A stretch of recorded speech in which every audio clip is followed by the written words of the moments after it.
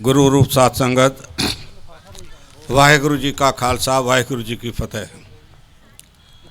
मैं अज धन्नवादियां प्रबंधकों ने जिन्होंने मैनू मौका दिता कि आगरे की सिख संगत के दर्शन करने का मौका दिता है। मैं अपना जड़ा व्यापार सी 1962 तो लैके 75-76 तक आगरे तो ही शुरू किया सी ते काफ़ी समा तकरीबन हर 15 दिन बाद मैं इत्थे आंदा सी ते अज तकरीबन 45-46 साल बाद मैं इत्थे आया हूँ। और मैनू इस गल की खुशी हुई है कि तुसी गुरु ग्रंथ साहब जी का गुरता गद्दी दिवस मनाने लई इत्थे इकट्ठे होए हो। सिख पंथ के महान कथावाचक भाई परमजीत सिंह उन्होंने पासों विचार सुने ते महान कीर्तनियां भी आप जी के दर्शनों लिए आ रहे हैं। मैं ये समझदा वां कि गुरु ग्रंथ साहब जी का जड़ा प्रकाश उत्सव है ये जब संपूर्ण होए तां गुरु अर्जन साहब ने पहला प्रकाश श्री दरबार साहब विखे कीता सी। उस तो बाद गुरु अर्जन साहब फिर पलंग ते नहीं सुते, कहने लगे मैं गुरु ग्रंथ साहब की बराबरी मैं जड़ा है नहीं लेट सकता सौ सकता। जिथे गुरु ग्रंथ साहब का विराजमान होंदे सन उहदे नाल हेठां गुरु अर्जन पातशाह का विश्राम होंदा सी। जेड़े साडे गुरु सन जब वो इतना सत्कार करते सन तो सन कितना करना चाहिए असी आप देख लिए। और गुरु की बाणी का सत्कार गुरु नानक साहब तो फिर उस तो बाद गुरु अंगद देव जी गुरु अमरदास जी बाणी इकट्ठी करने लई जो गुरु अंगद साहब का गुरु अमरदास जी का गुरु रामदास पातशाह का जो उन्होंने परिवार के मैंबरों ने सलूक किया उन्होंने कोई बुरा नहीं बनाया तो क्या बई ये बाणी असी इकट्ठी करनी है। इसलिए ये बहुत छोटी गल है साढ़े वास्ते। और ये जड़ा सत्कार सी गुरु अर्जन साहब तो लैके दसम पातशाह ने तो मैं समझदा गल नूं बिल्कुल सिरे ला के रख दिता। मैं कई बार सोचता वां कि जे दसम पातशाह गुरु ग्रंथ साहब जी नूं गुरता गद्दी ना देंदी तो अज किन्नियां मंजियां विछियां होणियां सन। ये देख लो जिथे गुरु ग्रंथ साहब जी नूं संपूर्ण करन दे लई गुरु अर्जन साहब ने ये शहादत देनी पई अपनी। गुरु अर्जन साहब की शहादत के कई कारण।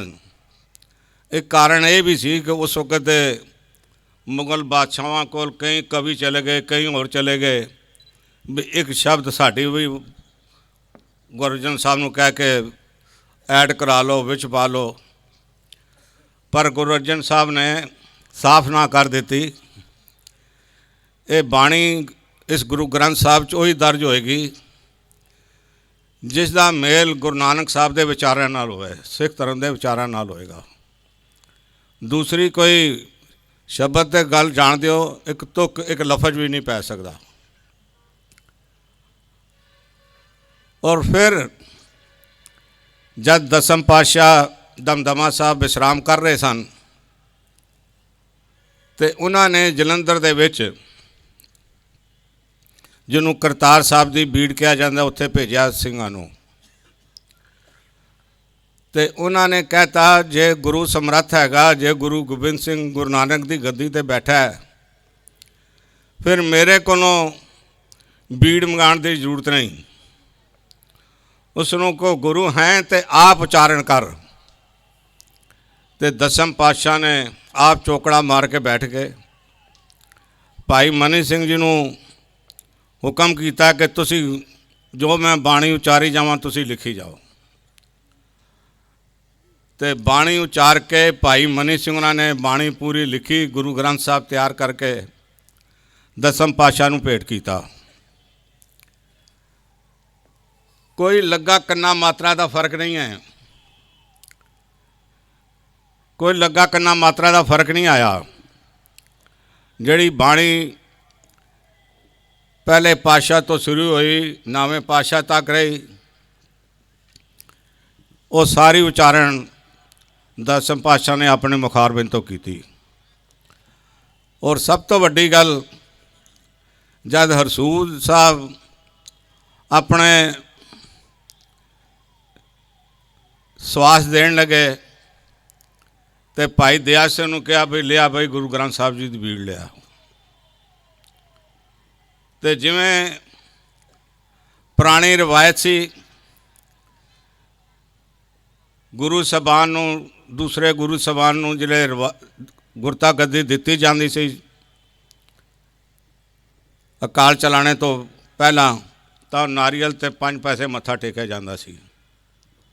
दसम पातशाह ने गुरु ग्रंथ साहब जी के अगे मत्था टेकिया ते हुक्म किया, अज तो साडा गुरु सिखां दा गुरु सिर्फ गुरु ग्रंथ साहब होएगा।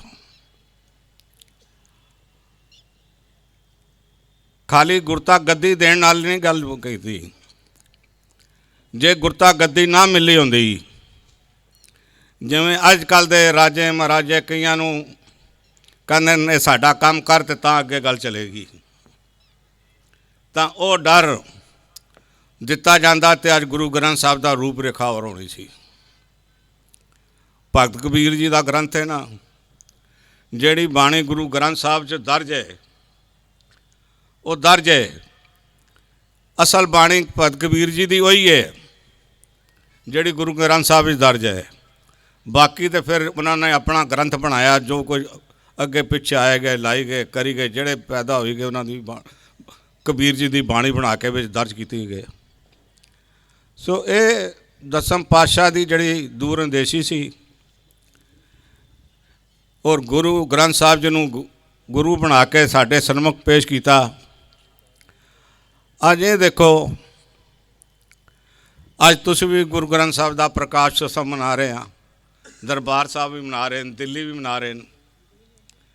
सब तो वड्डी गल है कि साडा गुरु भावें सिख गरीब है तो भावें अमीर है, भावें अरबापति है तो भावें गरबापति है, गुरु ने नहीं परहेज करना मैं इहदे घर जाना कि नहीं जाना।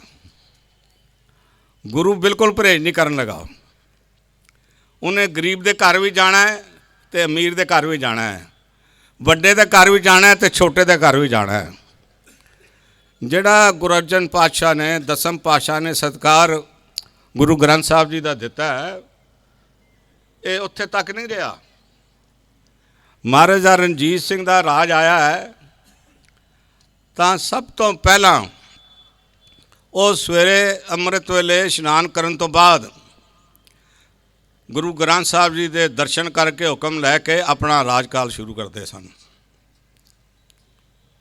बगैर गुरु ग्रंथ साहब के दर्शन कीतिया मत्था टेकिया महाराजा रणजीत सिंह अपना राजपाट शुरू नहीं सी करता। और गजब की गल है कि अज तो बड़े बड़े यूरोप के हिस्टोरीयन, अमरीका के हिस्टोरीयन एक गल लिख रहे हैं कि पिछली सदियां तो अगर किसी ने सब तो वधिया हुकूमत की है तो वह महाराजा रणजीत सिंह ने की है, जिस दे राज दे विच किसे नाल वितकरा बिल्कुल नहीं होया, किसी नूं ये नहीं कहा गया। पूरी सदी दसम पातशाह दे जाण तो बाद सिखां दे नाल जुल्म होए। मीन मरू वर्गे जकरिया खान वर्गे, छोटा कलूकारा, वड्डो कलूकारा, ये सारे वापरे। पर महाराजा रणजीत सिंह दे राज विच ये मिसाल नहीं मिलती कि तुहाडे राजियां महाराजा ने साडे नाल बड़ा जुल्म किया है, तो हुण मैं तुहाडे कोल बदला लैणा है। जितने मुसलमान काबल उस वक्त सन, फकीर अजीजुद्दीन वर्गे, उन्होंने सारिਆਂ ਨੂੰ अपनी मंत्रिमंडल च रखा कि यह भी समझ सकन भी मुसलमानों के भी वजीर है कि कोई फर्क नहीं आया। पर अज मैं ये कहना चाहता वहाँ बई साड़ी ये जी खुशकिस्मती है, असी इहदा पूरा मान और सत्कार और इज्जत देनी हैगी। और जब तक साडा गुरु बतेरियां गल्लां होंदियां सिख कौम बड़े घाटे पै गए जी, बड़ी हेठां हो गया जी, पर मैं कह सकता वहाँ अज गुरु की हजूरी च जब तक गुरु ग्रंथ साहब हाज़र हजूर है, ना कोई सिखां का नुकसान कर सकता है, तो ना ही गुरु बगैर सिख रह सकता है। वक्त की गल जरूर है, जब की सिख कौम पैदा हुई है, सिखां के उत्ते जुल्म गाए बगाए होंदे रहे हैं, पर असी अपने गुरु का अदब और गुरु का सत्कार जो सानू पंजवें पातशाह सिखा के गए, दस के गए, करके गए प्रैक्टिकली, सानू वो अदब सत्कार गुरु का करना चाहिए है। एक गल जड़ी मैं आखिरी लफज सुने सन भाई परमजीत सिंह होरां दे, जब तक तुसी बाणी नाल जुड़े रहोगे, बाणी पढ़ते रहोगे, दुनिया की कोई ताकत तुहाड़ा नुकसान नहीं कर सकती, तुहाड़ी वाहवाल नहीं कर सकती। बड़ी पुरानी गल है, असी किसी के घर गए तो वह कहने जी इसनों वो संत आंदा है, कहता इनू पता नहीं माता आँदी है क्यों आँदी है। मैं उस संत नूं कहा भी इंज कर भाई, हुण तू जिहड़ी माता लियानी है लिया तो दस तू। मैं उस बच्ची के सिर ते जपजी साहिब दा पाठ करना शुरू कर दिता, तो मैं एक गल जरूर कही बई जे ना आई तो फिर अगों तो इस जगह पर आना बंद कर दें। साड़ी खुशकिस्मती जिहड़े दरबार साहब के हैड ग्रंथी सन ज्ञानी पूरन सिंह, वो पहुँच गए उत्थे, तो उन्होंने कहा अगों तो किसी सिख के घर च बाणी पढ़ने वाले के घर च जिथे गुरु ग्रंथ साहब हाजर रहन प्रकाश है, जे ये जी हरकत करने वास्ते तू आया तो मैं अपनी श्री साहब नाल तेरा सिर वड्डांगा। और जिहड़ा जपजी साहब कंठ करके जाओ, पढ़ो, बच्चों नूं पढ़ाओ। और सब तो वड्डी गल, जिस इलाके चों तुसी आए हुए हो मोस्टली उस इलाका सिक्खी का गढ़ हुंदा सी। तुसी अपने पिता पुरखी और गुरु की दिती हुई सिक्खी नूं साम के रखो, अपने बच्चों नूं बाणी नाल जोड़ो, बाणे नाल जोड़ो, यही साडा प्रकाश उत्सव मनाया सफल होएगा। मैं होर ज़्यादा लंबा ना कहंदा होया, भाई साहब वाजे ते बैठ गए, मैं फतेह बुलांदा, एक बार फिर धन्नवाद करदा। वाहिगुरू जी का खालसा, वाहिगुरू जी।